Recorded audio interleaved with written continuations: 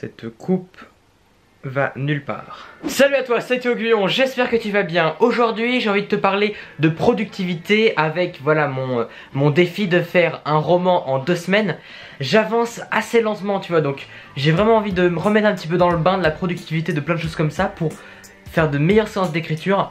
Et j'ai reçu un message tu vois dans la boîte à questions. La boîte à questions c'est un lien Google Form qui est dans la description où tu peux aller poser tes questions, parler de tes problèmes, parler des choses qui te tracassent et je pourrais en répondre en vidéo. Donc n'hésite pas à aller poser tes questions parce que je réponds souvent là en ce moment avec l'écriture, avec la productivité. Il y a plein de questions et du coup j'ai envie de répondre à tout ça et je trouve ça très intéressant de cette manière de faire, tu vois, de pouvoir répondre à vos questions et ça fait des vidéos qui peuvent être vraiment intéressantes. Donc vas-y, pose tes questions, pose ce que tu veux comme question sur l'écriture, sur la productivité, sur l'organisation, sur la volonté, tout ce que tu veux. Et sinon aujourd'hui on a une question de Alexandra. Alors Alexandra elle a envoyé un grand pavé où elle explique qu'elle est étudiante, qu'elle a plein d'idées géniales qu'elle a envie de mettre en œuvre tu vois. Sauf que quand elle rentre des cours, quand elle se prépare, il se retrouve 22h30 et elle a pas le temps. Elle a pas le temps pour faire toutes ces idées géniales. Et peut-être que tu es dans ce cas-là. Peut-être que dans ce cas-là où tu as des journées énormément chargées, où tu es étudiant, où tu es à l'école, où tu as un boulot à côté, et tu te dis mais comment je fais? J'ai tellement d'idées, j'aimerais faire tellement plein de trucs, mais j'y arrive pas. En fait, il faut comprendre, il y a un truc à comprendre, c'est un truc de Samantha Bailey. Elle disait ça. C'est une auteure qui donne des conseils d'écriture sur sa chaîne et j'ai découvert un peu sa chaîne tout à l'heure, même si ma mère qui écrit aussi des bouquins avait regardé un petit peu sa chaîne. Mais Samantha Bailey dans une vidéo elle disait que le temps pour écrire, pour travailler, pour faire nos projets, on n'a jamais le temps. Le temps il n'est pas là, on l'a pas. Il faut le voler, quelque part. Il faut toujours voler notre temps à une autre activité. Parce que sinon notre temps, on trouvera jamais le temps. On n'a jamais un temps où on est assis, où on est prêt, hyper motivé pour faire nos projets. Quand t'as un petit peu de temps, quand tu bosses toute la journée et que t'as un petit peu de temps pour toi, t'as juste envie de te reposer. Et du coup, comment on fait quand on veut se reposer, quand on veut faire ce qu'on aime? Comment on fait pour trouver le temps, pour aller voler ce temps? En fait la méthode, la petite technique, c'est une question de priorité. J'en ai déjà parlé dans d'autres vidéos donc je vais pas trop m'attarder là-dessus, mais si tu donnes des priorités, moi par exemple, mes cours ou mes devoirs sont pas mes grandes priorités. Je fais mes devoirs, je fais mes cours, je travaille mes contrôles, je fais pas rien là-dessus, mais c'est pas ma priorité. Et en tout cas, même si je fais ce que je dois faire, dans ma tête c'est pas ma priorité. Si j'ai une mauvaise note ou si j'ai une bonne note, c'est pas si important que ça. Pour moi ce qui est important, c'est de faire mes vidéos quotidiennes, c'est d'aller écrire, c'est de bosser mes histoires, c'est d'apprendre à créer ce que j'ai envie de faire plus tard. Écrire des livres, écrire des scénarios, raconter des histoires. Essaie de te donner des priorités. Tu vois, ça c'est le premier truc. Tu prends un petit papier, tu vois, tu peux prendre un petit papier et essaye tous les jours de mettre 3 points, 3 choses à faire qui sont tes priorités de la journée. Et à la fin si tu arrives à faire ces 3 choses, même si toutes les autres choses sont bâclées, ces 3 choses là, si elles sont réussies, tu serais heureux à la fin. Je pense qu'on peut être moins fatigué si on est heureux. Tu vois, si on est vraiment joyeux dans la vie, si on est vraiment très positif, on sera beaucoup moins fatigué. Et en tout cas, on arrivera à trouver le temps dans les petits moments pour faire ce qu'on aime vraiment. Donc, essaye tous les jours d'avoir un petit peu de gratitude. Voilà, ça c'est mon premier conseil. Priorise les choses. Et fais tes priorités, comme ça tu seras heureux de les faire et à la fin de la journée tu t'endormiras en te disant j'ai fait un bon truc. Ensuite une bonne méthode, tu vois, il faut ce que je te disais en début de vidéo, c'est qu'il faut voler du temps. Une bonne méthode pour ça c'est de se coucher, quand t'es fatigué tu vas te coucher. Tu vas te coucher à 22h30, à 23h tu vois. Et essaie de te lever un petit peu plus tôt. 30 minutes, 1 heure plus tôt. En 1 heure par jour, tu peux pas imaginer tout ce que tu peux faire.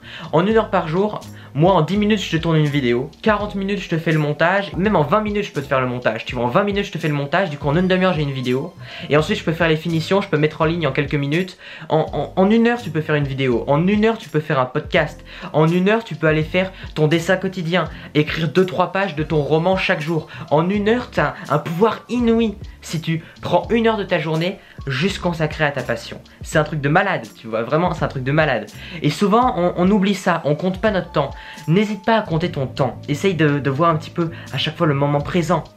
Parfois tu vas être assis, tu vas être allongé, tu vas dire oh je suis fatigué. Et tous ces moments là où tu es un peu allongé, si tu réfléchissais un petit peu et que tu te disais tiens j'aimerais bien aller dessiner. Tiens j'aimerais bien aller lire un livre. Tiens j'aimerais bien aller écrire mon bouquin, aller faire ma vidéo, aller faire mon podcast, aller faire bosser sur ce que tu veux, aller apprendre quelque chose sur l'Égypte antique ou Alexandre le Grand, tu vois, n'importe quoi. Quelque chose qui te passionne, tu trouveras le temps. Et tous ces petits moments de repos où tu te dis, où tu fais rien, où tu es juste un peu mort, si tu arrives à avoir un peu de la gratitude tous les jours, à te donner un petit peu plus de temps aussi le matin, bah tu auras la volonté pour aller prendre ces petits moments-là.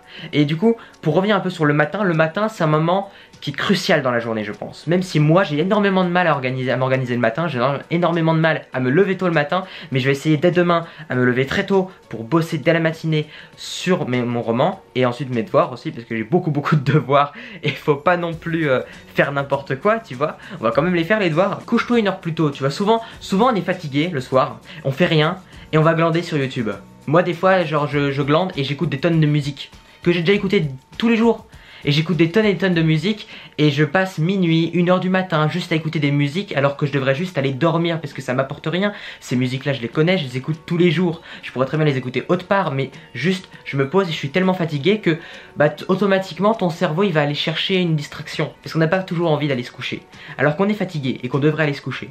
Essaie de te coucher plus tôt, te lever plus tôt. C'est dur de se lever, hein. C'est dur de se lever tôt parfois, hein. C'est très dur. Après il y a toutes ces techniques des plages horaires dont j'ai déjà parlé dans mes dernières vidéos. Te donner des plages horaires où tu fais qu'un seul truc. Par exemple une plage horaire pour tes devoirs, une plage horaire pour tes cours, une plage horaire pour ton écriture, ton projet, ta passion, tu vois. Et essaie de garder ça tous les jours.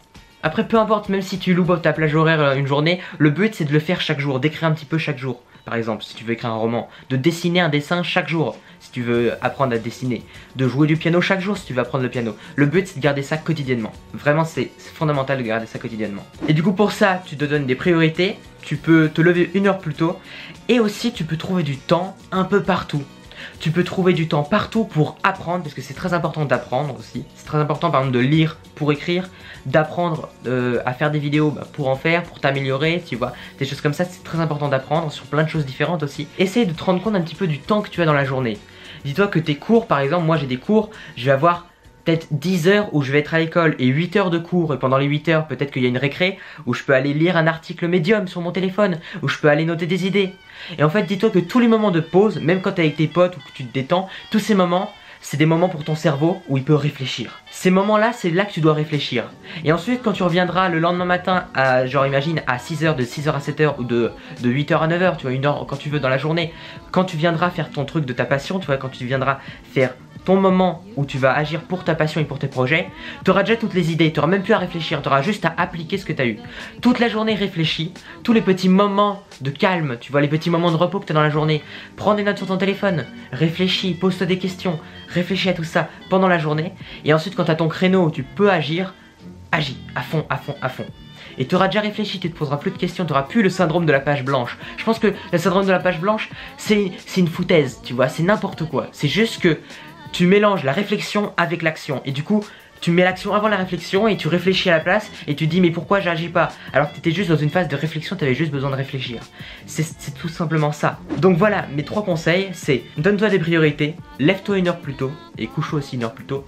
Et trouve du temps chaque jour, des petits moments pour réfléchir à ce que tu vas faire pendant ton créneau. Tu vois, ton créneau pour ta passion, réfléchis avant. Que tout soit prêt dans ta tête avant d'agir. Après tu peux toujours improviser, il faut savoir improviser. Mais réfléchis un petit peu avant à ce que tu vas faire pour pas être stressé et pour pas perdre de temps. Voilà, c'était mes petits conseils pour être mieux organisé, pour trouver le temps. Quand on se dit j'ai pas le temps, je veux plus entendre ça. C'est une mauvaise excuse, c'est pas une excuse du tout. Ça ne marche pas, on a toujours le temps. On a toujours le temps de trouver quelques minutes chaque jour pour sa passion, pour ses projets, pour réfléchir sur ses projets. Il y a toujours le temps. N'hésite pas à partager ton avis en commentaire là-dessus, partager tes méthodes pour être productif en commentaire et surtout à poser tes questions dans le lien dans la description. Parle de mon roman, parle de la volonté, parle de tes projets. Je veux connaître tes projets, je veux que tu me parles de tes projets et on pourra en parler ensemble en vidéo, tu vois. Du coup, on se retrouve demain à 6h du matin pour une prochaine vidéo. Porte-toi bien, deviens meilleur chaque jour. À très bientôt, ciao.